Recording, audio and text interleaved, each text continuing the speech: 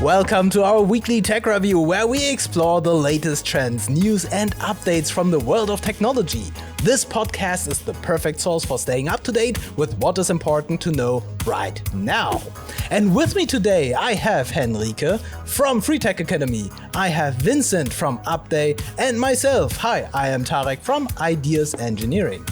You can watch all episodes on YouTube or listen to us on all major podcast platforms such as Spotify and Apple Podcast while you work out, drive, or maybe even travel through space. And now let's jump into the news, because a lot of things have happened, even though, to be honest, this week I had some problems finding some interesting news because the news was so dominated by Apple and their news from the WWDC, and we were talking about this very intensively in the last episode. But let's see what else happened in the world of technology.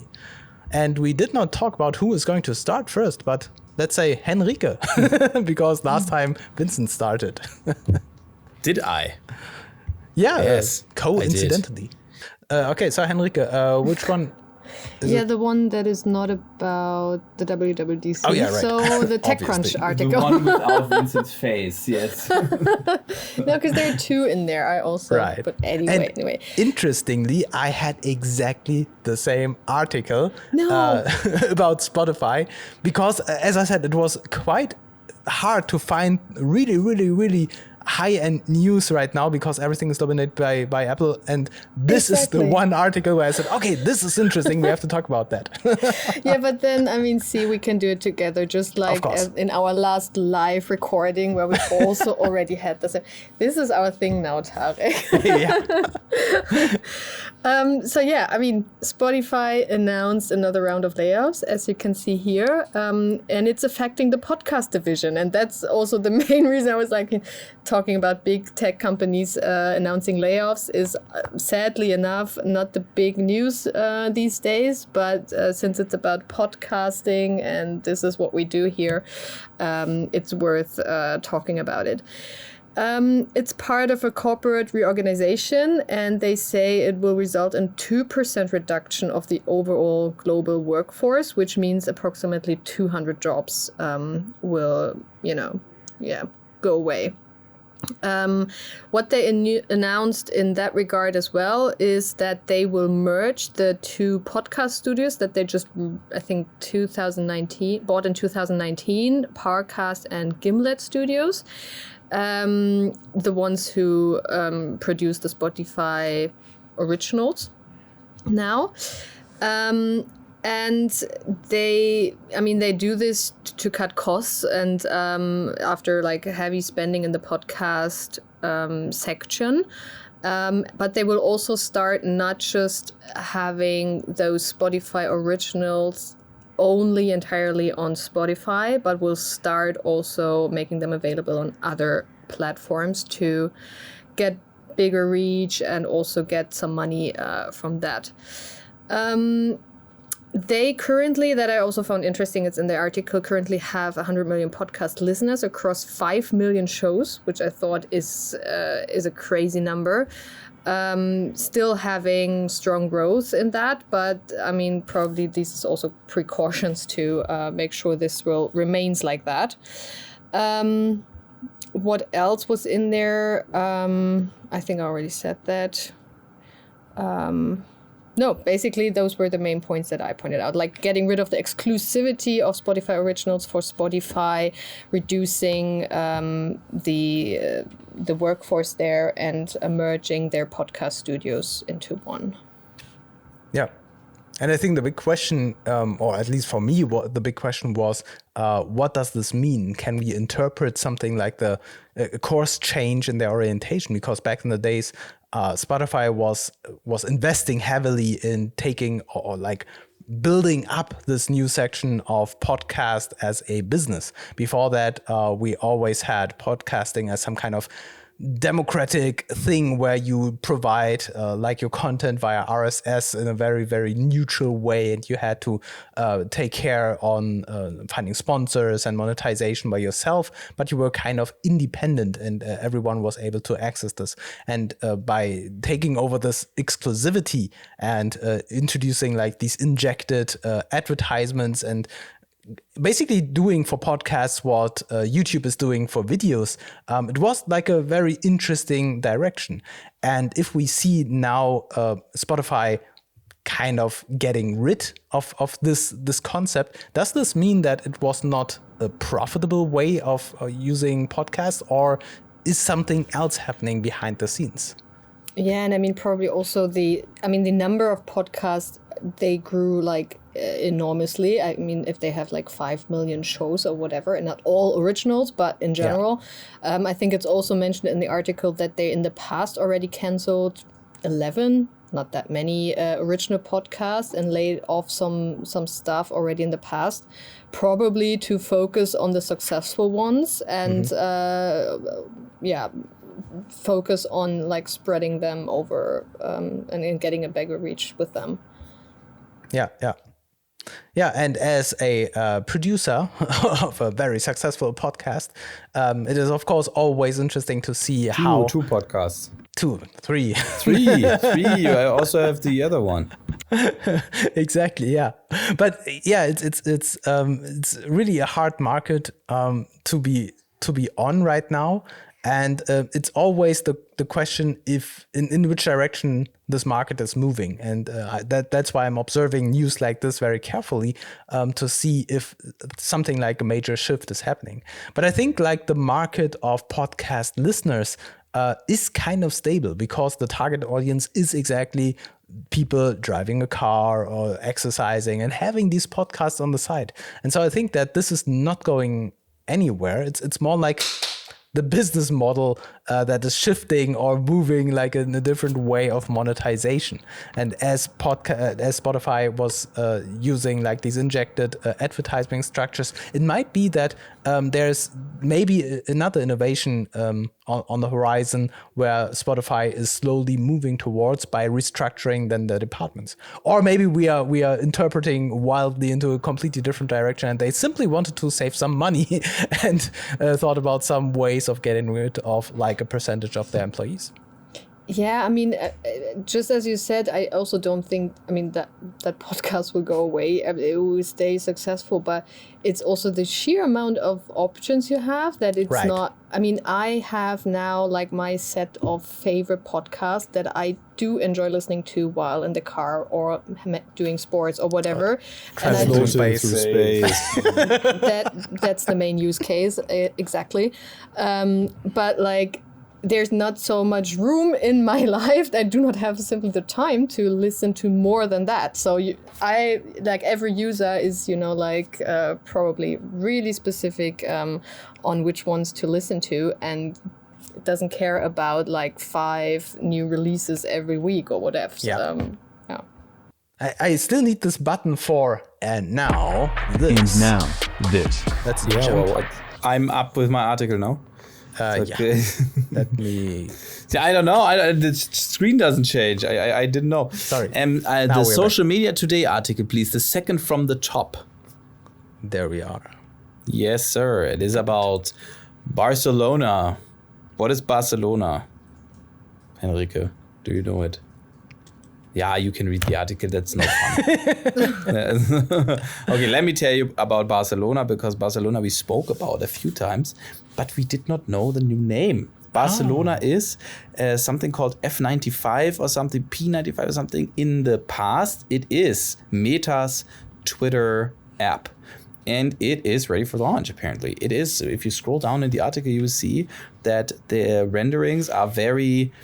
First of all, they're very Instagram similar. Number one. Number two, it looks very done, because this is not a mock-up. This is from the app.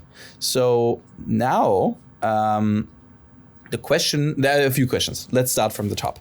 Number one, Meta calls this thing. So nobody's talking about it. Nobody knows anything. In a It's also linked in the article, so if anyone of the viewers would like to check it out, do so. There is a screen recording of a conversation that was public between Mark Zuckerberg and Instagram head Adam Mosseri, and it was Mark Zuckerberg sending a memo on Instagram, a memo on Instagram saying, "Hey Mark, is there anything you would like to talk about regarding any specific secret projects you have to share?" And Adam answered no. And that shows how secret this project is, even though everybody knows that there's something in the making. And it looks like that actually this was quite easy to do for Instagram, to whip up an Instagram-like app with an Instagram credentials login that will just be based on text. It is called a decentralized social media app. So now the question is, what does it mean? Is the code written in blockchain? Is it potentially maybe something that is not syncing, that maybe it stays on your device? That doesn't make sense because obviously it goes online. Does it mean that it doesn't sync with your other Meta services? So in the end, it is not a Meta, all Meta one subscription. That could be. So maybe it also means, and that I think is the most likely one, remember when Meta changed the blue check mark to not Instagram and Facebook verified, but to Meta verified? So what if verification on that platform is different to other verifications? So you get a blue checkmark on Instagram, the Twitter ad on Barcelona, but you don't get a blue checkmark on Facebook. I don't know if that makes sense, but this is my 2 cents about it. And the app is heavily focusing on the conversation part of text of a tweet. Let's call it a tweet. Who knows what Barcelona would call it. So this is the idea, and you can see that on the right. And I think actually, to me personally, it feels very much like scrolling through a Reddit-like comment conversation. This is, to me, that is what it feels like right now. Sources internally say the app is done. We're waiting on, of course, they haven't run tests yet, so it will not be launched today, but it is not unlikely that Meta actually is waiting until Elon Musk changes something on Twitter again that will make a lot of people cry, and then they will launch Barcelona. But it looks like the app is done. And I actually, for one, are very excited about it. I think it's really cool. I think it's a nice twist in that story. And I have to say, from all I hear about it, from also what I see, I mean, it will be in the Instagram universe with Meta backup. Actually, this could be really, really great, I think. And that's why I am really hyped about it. Can only suggest to anyone to check it out. I think it will be really cool. I'm very interested in seeing the user adoption because, Twitter was for a very long time the one big player on the market, and I always had the feeling nobody was actually trying to challenge Twitter on this pedestal that they were on. And now that Twitter somehow, for some reason, is driven down into the ground, suddenly there are real competitors popping up.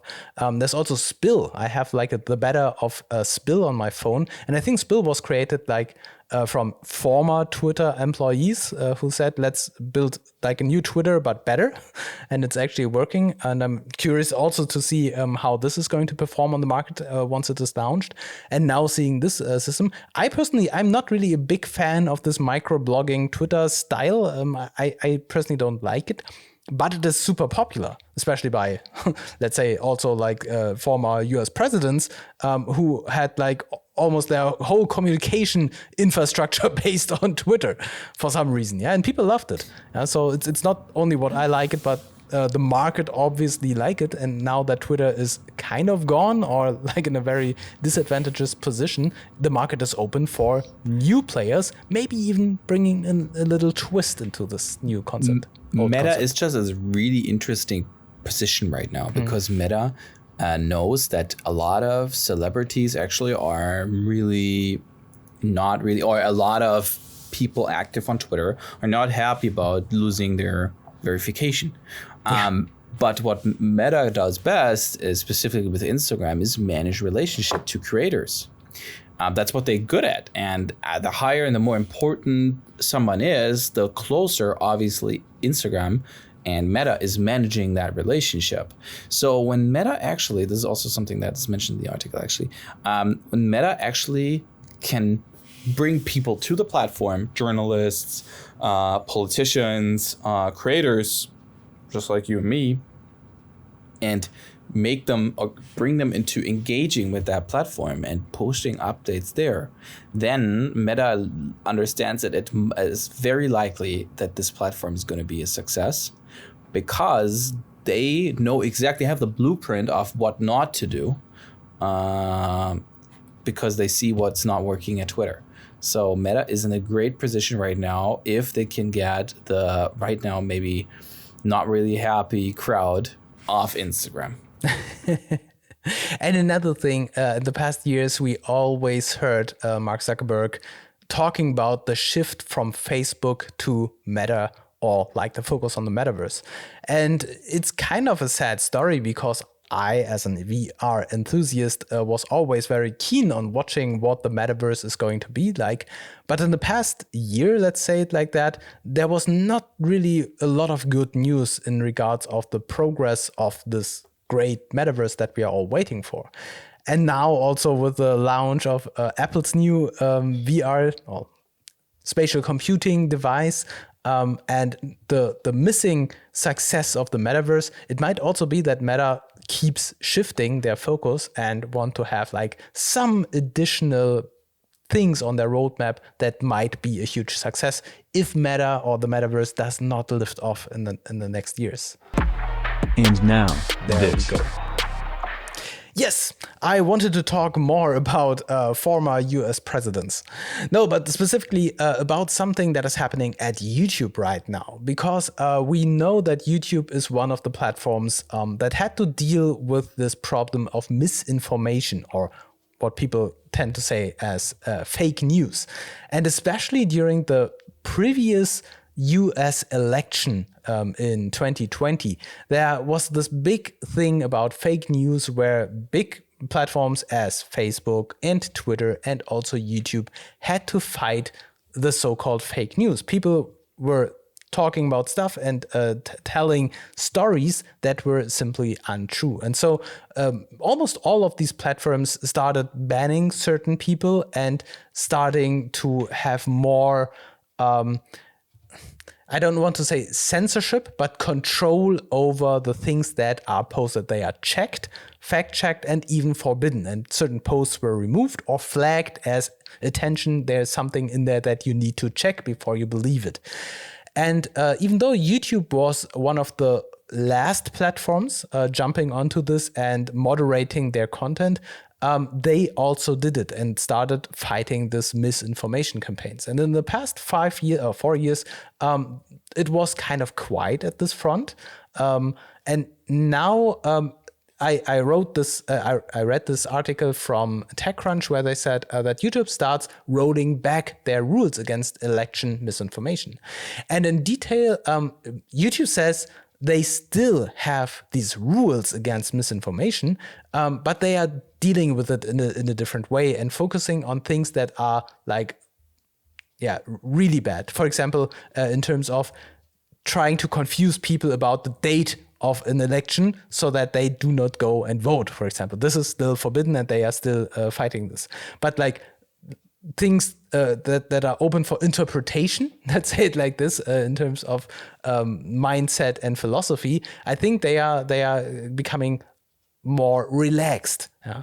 And it might be okay if this is not like a burning problem right now. But if I think about that, next year there will be the next US presidential election. And if we take a look at the lineup of candidates, at least I expect that special things like misinformation campaigns, as we observed in the last US election, will come back. And so I am very curious to learn about what exactly the strategy of YouTube is to start this removal of rules exactly now that the presidential campaigns are starting. Yeah? And if you could think maybe they want people to use their service more again, because people like Donald Trump, for example, who started their own truth network, they moved out of the Twitterverse, right? Let's name it Twitterverse. And so I could imagine that these platforms are fearing that the politicians do not use these major platforms anymore if they know that everything that they are saying there is strictly monitored and fact-checked. Yeah, and so maybe YouTube is inviting them back to still profit from all the traffic. Yeah, but this is, of course, only my interpretation. But then they're also inviting them back to spread misinformation again more easily. Sure. Yeah. But the Comes at a time, price. the time that happens between the spread of misinformation, the fight of misinformation, and then the re-implementation of these rules might be a very profitable time. And so that's why I'm saying it's like an interpretation of what is happening. I do not know if this is actually true or if I'm spreading misinformation right now. YouTube, feel free to comment. I mean, it's on YouTube, that podcast. Right, exactly. Full circle. What I ask myself is what kind of traffic source is this benefiting? I think when you're on the platform, you're either on that platform to watch those videos or not, right?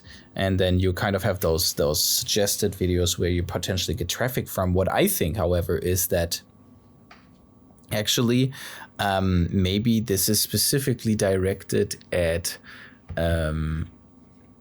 search engine traffic. Mm-hmm. That they saw a big drop in. I can see how all of those definitely more misinformation tends to have a certain type of way to be communicated, and usually that is through titles, tags, captions that are very much something you would potentially call clickbaity, and also misinformation often is reducing facts and making them easy to understand, which tends usually to be very effective in terms of working with the logic of a search engine. So what I would think is that potentially YouTube sees how search engine traffic is decreasing due to a lack of videos that may engage with a certain audience better. Yeah. And specifically, of course, with these kind of outside rim kind of audiences. Yeah. So this is what I would understand. So I'd like to know from YouTube, if you're listening right now, the whole company on the all hands every week, I hope. Right. Of course. Yeah. Did your search engine optimization traffic drop? Yeah. And how come? Because you're a Google company. How the hell is this possible? Yeah. And it's always like one of these major things that we think happen by design, that in these information bubbles where people are trapped on platforms like YouTube, where the recommendation engine only suggests topics that are similar to the stuff that you are actually watching, that they intentionally remove certain bubbles by forbidding misinformation campaigns, right? Because people enjoy sitting in their bubble and listen to more and more and more content that is fitting to their belief system. And by removing these bubbles, they remove probably a big chunk of users, and they are losing literally revenue. Yeah, and so it might also be like a thing where they say, okay, let's re-invite the system for the next campaign. We can still remove it later if we see it's going to be a problem. But now that the campaigns are restarting again, maybe they want to profit from their content bubbles again. Because it's always we are very close to the the world of journalism and media creation, and so we always balance between we have to provide clean journalistic information and content and objective journalism, but at the same time, it's a product. we have to pay our bills and we have to make money, right? And so if we take a look at how YouTube is earning their money by keeping their users on the platform, this is not always clean. And so I totally understand if a product manager says, okay, let's change this course if it is okay. It seems to be okay, and right now we are not in a crisis. Yeah, even though this might be from a journalistic point of view kind of evil. All right. Yeah. Let's see. And one more note, even though it's weird to say this. In 2020, I started watching US news on a regular basis because it was kind of a comedy show. And I'm not trying to get political right now, but this whole campaign around Donald Trump and the whole, let's say, start of his presidency was crazy. I never saw something like that. And so I was watching CNN like every day and all the American news networks because there was so much happening every single day. And since Donald Trump is not president anymore, I said 2020, like before that, 2016 was like the big, the start of the Trump campaign. Now that he is going to be running for president again, I expect there will again be like a crazy show in the US media. And so I'm probably going to start watching American news television again because it's really, really amusing to see. And hopefully use the Truth Network. It might be an interesting... I still have the app on my phone. I'm still not in there. I never really started using it, but it might be a really, really entertaining way of staying up to date what is happening in the presidential campaign camp. So maybe this time, finally, I make it true and use this as a source for entertaining news on TechReview. Maybe we make it like a new podcast about this. All right. That's it for today. Let's go back to our Apple Vision Pro headsets that are lying on our desks right now, and we can enjoy the afternoon. The new episode of Silo Together. Exactly. Yes. This is one of the features that is really, really intriguing. Yeah. I know it. That's the first thing I thought. All right. So take care, everyone. Have a beautiful evening and see you next time in the Tech Review. Bye. Bye-bye. Bye.